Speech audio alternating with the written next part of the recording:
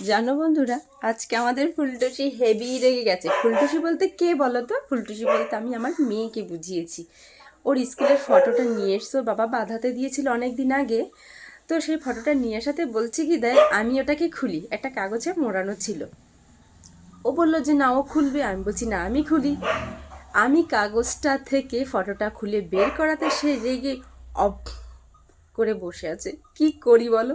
সে রেগে মেগে আমার সাথে কথা বলছে না। আর এখন কি করেছে, আমার আগের ফোনটা নিয়ে ঘাটাঘাটি করছে। বলছি তুই স্কুল থেকে এসছিস, চান কর, চান করে খাওয়া দাওয়া করবি, তারপরে যদি পারিস একটু ঘুমাস। আজকে হাফ ডে ছিল।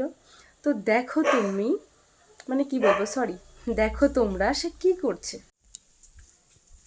এই যে, এই যে, সে ফোন দেখছে। দেখো, দেখো।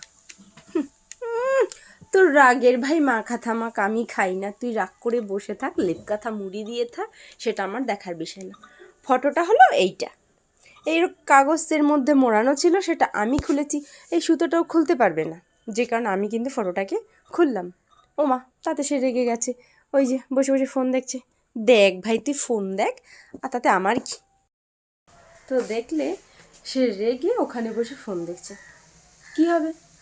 কথা তো শুনছে না। আমি আর আমার মেয়ে সারাদিন খুনসুটি করি। আমাদের প্রচুর মান অভিমান হয় আমাদের দুজনার। আর ওর বাবা আমাদেরকে অনেক বকে, শুধু ওকে না, আমাকেও বকে সিরিয়াসলি। ওর পিছনে লাগি, ও আমার পিছনে লাগে, সেটা নিয়ে আমাদের খুব খুব মজা হয়। তো ভিডিওটা এখানেই রাখছি। ভালো থেকো, বাই।